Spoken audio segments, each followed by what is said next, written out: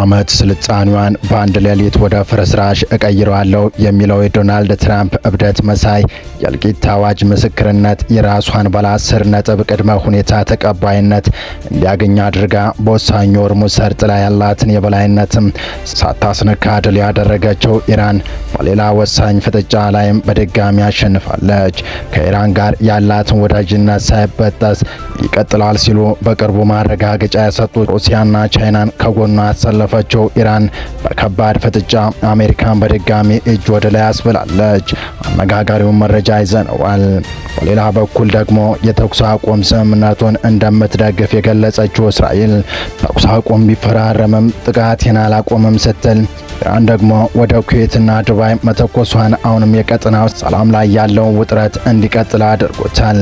ይህ በእንዲህ እንዳለ ታዲያ የኢራን ከባድ ድብደባ ጋብ ያለላት ኤምሬት ድሉ የኔ ነው ማለቷ አነጋጋሪ ሆኗል። እንዴት የሚለው ጨምሮ ለመረጃ ሰዓቱ መደመጥ ያለባቸው ወሳኝ መረጃዎች ይዘን ተገኝተናል። ሰላም ጤና ይስጥልን ወደ ፋስት ዴሊ ተከታታዮች፣ የዚህ ቻናል ቤተሰብ ካልሆናችሁ ቻናሉን ሰብስክራይብ እያደረጋችሁ ቤተሰቡን እያለን የቻናሉ ቤተሰብ ከሆናችሁ ደግሞ ተደራሽነታችን ታሰፉ ዘንድ ፕሮግራሙን ላይክና ሼር እንድታደርጉ እየጋበዝን ወደ ዝርዝር መረጃዎቹ ተሻገርን። እስከ ፍጻሜው አብራችሁን ቆዩ።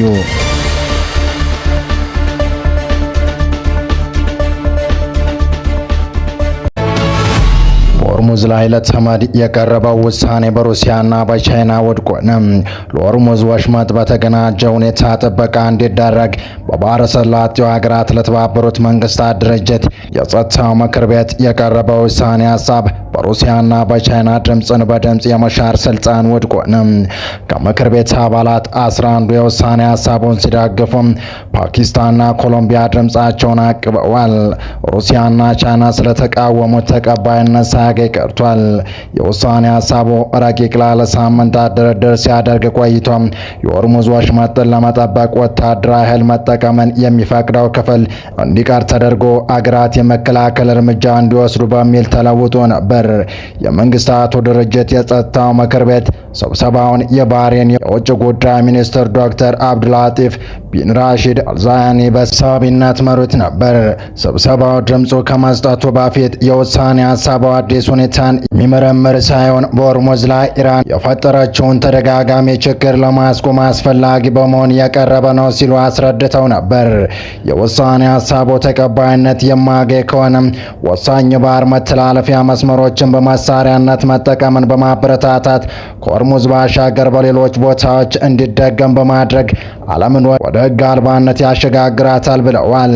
ውሳኔውን ድምፅን በድምፅ በመሻር ውድቅ ያደረጉት ቻይናና ሩሲያ በሆርሙዝ መዘጋት ብዛም ችግር እንዳልገጠማቸው ሲዘገብ ቆይቷል። ቻይና በሆርሙዝ ወሽመጥ በኩል መርከቦቻቸው ያለ ችግር መተላለፍ ከቻሉ አገራት መካከል አንዷ ስትሆን ሩሲያ ደግሞ ተጥሎባት የነበረው የነዳጅ ሽያጭ ማዕቀብ ሆርሙዝ መዘጋት ምክንያት ላልቶላታል። በተያዘ መረጃ የእስራኤል ጦር ዛሬ ጠዋት ደቡባዊ ሊባኖስ ውስጥ ተከታታይ የአየር ጥቃቶችን ፈጸመ። ይህ ጥቃት እስራኤል በአሜሪካና በኢራን መካከል የተደረሰውን የተኩስ አቁም ስምምነት ሊባኖስ ውስጥ ተግባራዊ እንደማታደርግ የሚጠቁም ሆኗል። የእስራኤል መከላከያ ሰራዊት ኢራን ላይ የሚፈጸመውን ጥቃት ማቆሙን፣ ሊባኖስ ውስጥ የሚያካሄደውን ዘመቻ ግን እንደሚቀጥል አስታውቋል። በደቡባዊ ሊባኖስ የሚገኙ ሬና ናባቲ አካባቢዎች ረቡዕ ጠዋት ጥቃት የተፈጸመባቸው የተኩስ አቁም ስምምነቱ ይፋ ከተደረገ በኋላ ነው። የእስራኤል ጠቅላይ ሚኒስትር ቤንያሚን ኔታንያሁ የተኩስ አቁሙ በኢራን ከሚደገፈው የሊባኖስ ታጣቂ ቡድን ሄዝቦላ ጋር የሚካሄደውን ግጭትም ያካትታል መባሉን ውድቅ አድርገውታል። የሊባኖስ መንግስትና ሄዝቦላ እስካሁን በጉዳዩ ላይ አስተያየት አልሰጡም። ስምምነቱን ያሸማገለችው ፓኪስታን በበኩሏ ተኩስ አቁሙ ሊባኖስንም እንደማያካትት ገልጻለች። ባለፉት ቀናት ኢራን በምታደርገው ድርድር ውስጥ በሊባኖስ የሚደረገውን ግጭትም እንድታካትት ሄዝቦላ መጠየቁ ተዘግቦ ነበር። የእስራኤል መከላከያ ሰራዊት ባወጣው መግለጫ ኢራን ውስጥ የሚፈጸመውን ተከታታይ ጥቃት ማጠናቀቁን ገልጿል። ከፖለቲካ አመራሩ በደረሰው መመሪያ መሰረት ኢራንን ማጥቃቱን እንደማያቆም አክሏል። እስራኤል ላይ ለሚፈጸም ማንኛውንም ጥሰት ለመከላከል ከፍተኛ ዝግጅት ማድረጉን ጠቅሷል። ሊባኖስና ሂዝቦላን በተመለከተ ግን የእስራኤል መከላከያ ሰራዊት ኢላማ ያለውን የምድር ዘመቻ ማከናወኑን ይቀጥላል ብሏል።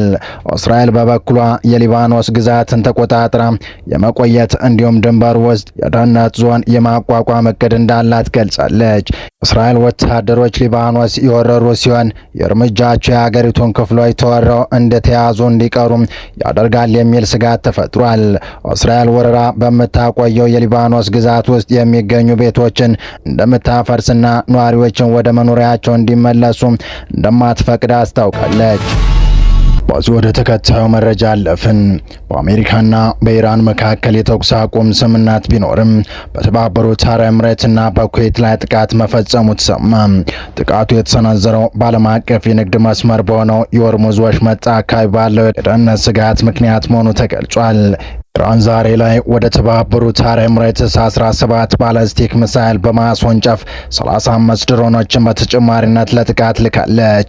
ፕሬዚዳንት ዶናልድ ትራምፕ ሁኔታውን እየተከታተሉ ሲሆን ክስተቱ በቀጠናው አዲስ የጂኦፖለቲካ ውጥረትና በነዳጅ ገበያው ላይ ስጋት ደቅኗል።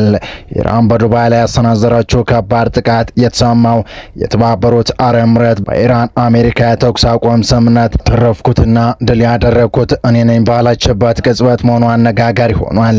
ዋሽንግተንና ቴህራን የተኩስ አቁም ማድረጋቸውን ተከትሎ የተባበሩት አረብ ኤምሬቶች ፕሬዝዳንት አማካሪ ከጦርነቱ መጀመሪያ አንስቶ በተከታታይ የኢራን ጥቃቶችን ያስተናገደችው ሀገራቸው ድል ማድረጓን ተናግረዋል።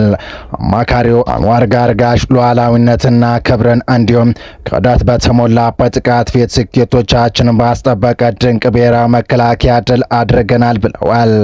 ኤምሬቶች ዛሬ ላይ የገዘፈ ተጽዕኖ የማሳደር አቅም ፈላይታ እንዲሁም ወደፊቱ ላይ ተጽዕኖ ለማሳደርና ለመቅረጽ የሚያስችል ይበልጥ ጠንካራ አቅም አላት አማካሪው ጠቅሰዋል። ይህንንም ተጠቅመን ውስብስብ የሆነውን ቀጠና ሁኔታ ለመምራት ወደፊት እንጓዛለን ብለዋል።